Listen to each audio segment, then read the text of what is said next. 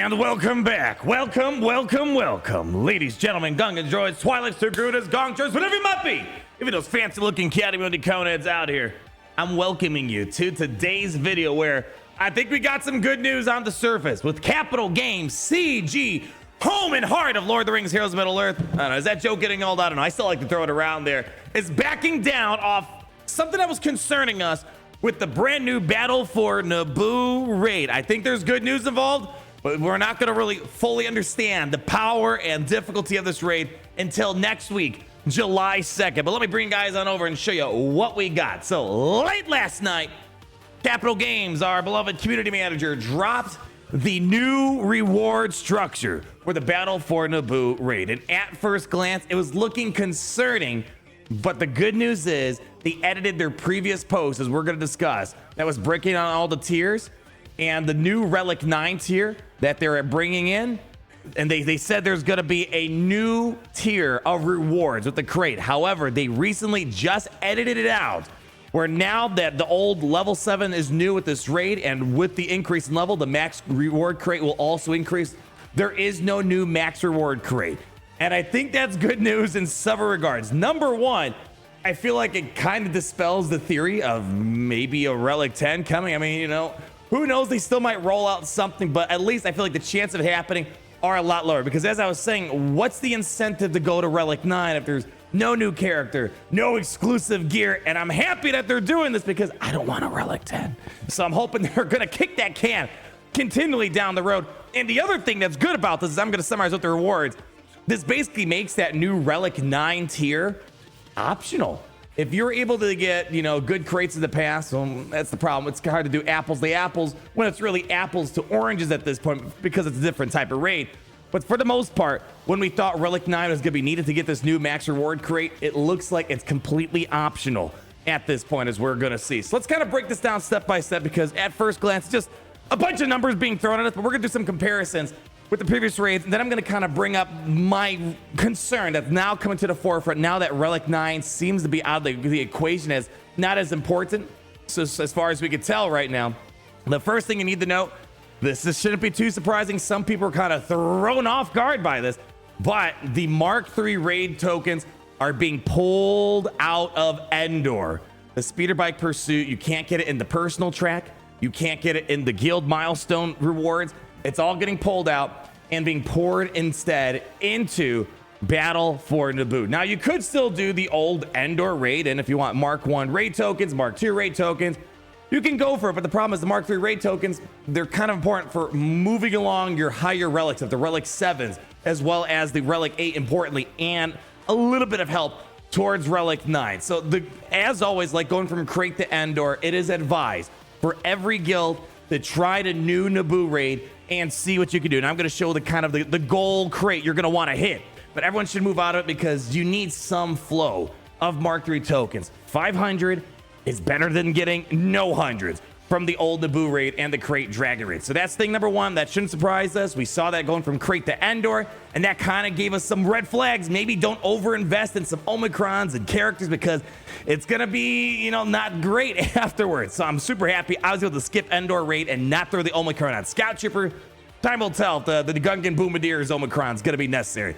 So that's the big thing to take away from this. Otherwise, it's kind of hard to gather what the differences are here. So what we're going to do is we're going to go pull up this lovely spreadsheet made by Banjo. They shared this around, and this really gives a better picture of what the raid rewards are looking like between crate, Endor, Naboo, the new era of raids that they've been doing for the past year or so now. As we can see, one thing you got to keep in mind with the math here is, remember with the crate raid, it was doubled. We had 2 raids basically a week, and one of the biggest feedback was, can we make this 1 time a week?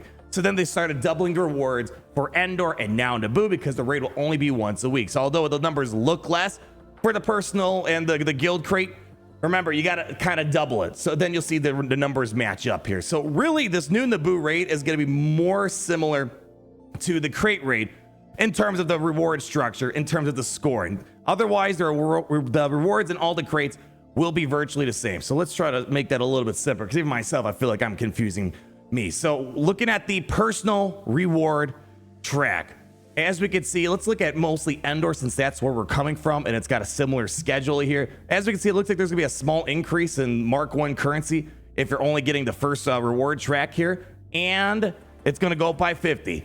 For the most part, everything is kind of the same. However, we see once you get into these the personal reward track of 8 and 9, you can get a little bit Mark 2, and pretty much the Mark 3 personal reward track is virtually the same. So that's the most important thing. There's a little bit of a benefit compared to the Endor raid for that personal reward track, it would seem. But really the most important thing is gonna be the guild rewards that we see here. Here we can see the differences between the guild crate, the guild Endor, and the guild Naboo crates here.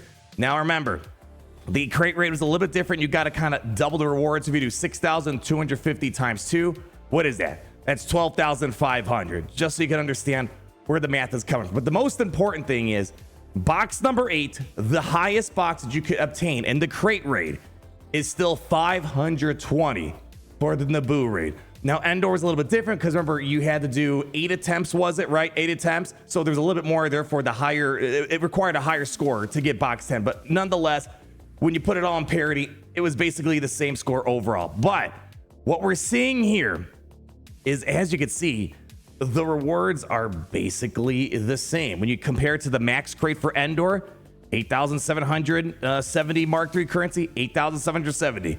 And then the same thing, 9,700 Mark II, 9,700. 16,500 Mark I, 16,500 for the Mark I currency. Basically, everything is the same. But originally, there was supposed to be a new tier that would go down here, a box 11, if you will. And remember, that said that explicitly in here with this brand new level 7. However, as they edited this post, they took it out. So somewhere along the way, they decided, you know what? There is not going to be any new max reward. It's going to be the same. So the way I'm reading this is the Relic 9 that we thought was going to be mandatory to hit that new crate, it's not mandatory anymore. It's mostly going to be optional, which I'm a fan of that. I was not looking forward to Relic 9, a bunch of useless stuff for a crate that didn't really make sense unless there was an incentive with a character, which there's no character as far as we know right now. That would be a big reveal if they did something like that, but there's not. And if there's no Relic 10, I'm like, why would I want to get Relic 9?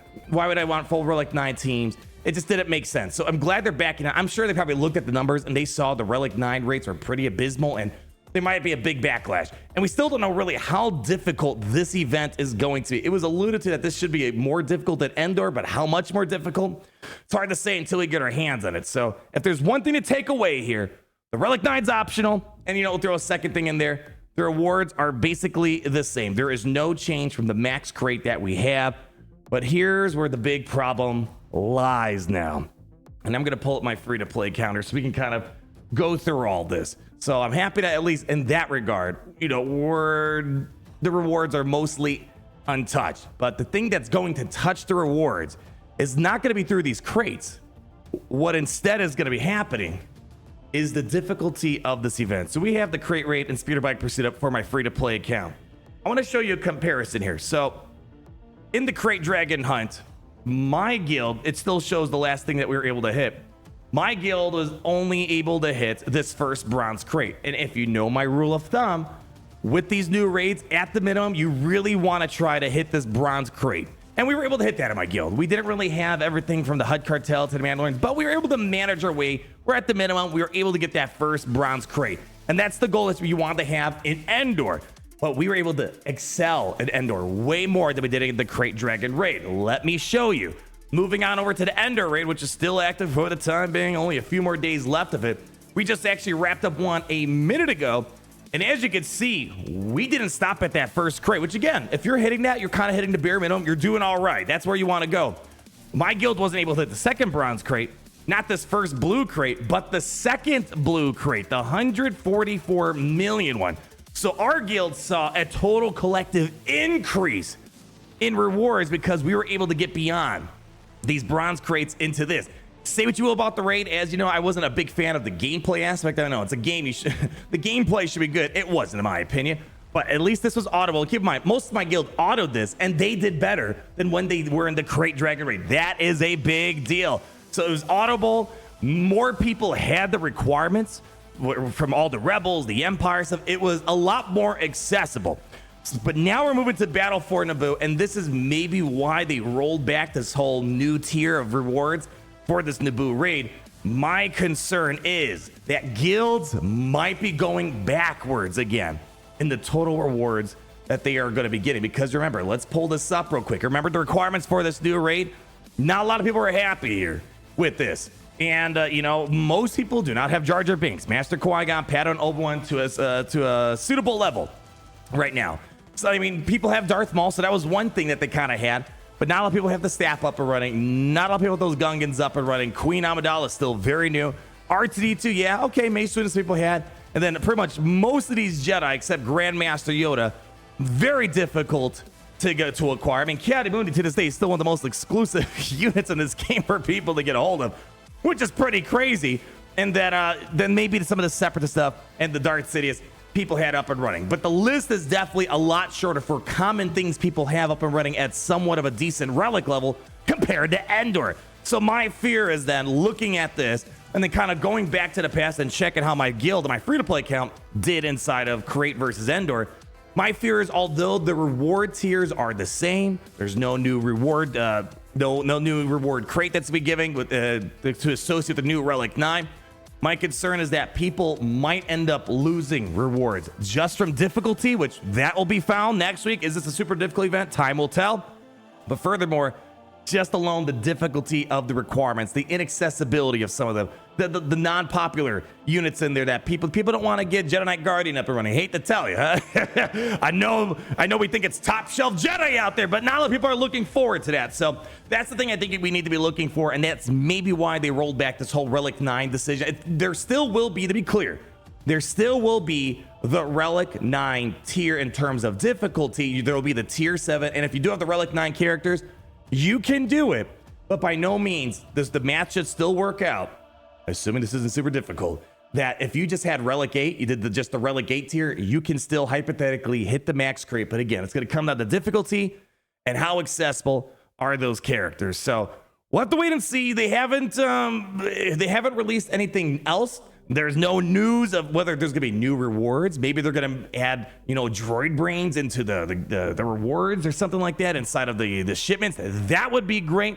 As of now, this is all we know about the raid. I don't know if I would, seeing that some of the changes, I would be surprised if they maybe make things a bit more accessible. I was hoping at the minute with this new raid, they add droid brains, but seeing going from Crate to Endor, there were no new rewards. It was basically the same stuff that we're used to, but man, it'd be nice if they threw some droid brains in here. That would be a big help people trying to make those Relic 9 pushes, because as we saw, there's 3 characters in the data mine. They're right around the corner, likely going to be for a new Galactic Legend or a new capital ship of some sort, and likely Relic 9 will be on the menu for something they're going to want to have. We'll have to wait and see about that, of course, but again, adding a way to get a little bit better rewards would be nice in here. But that's all I have for you guys today.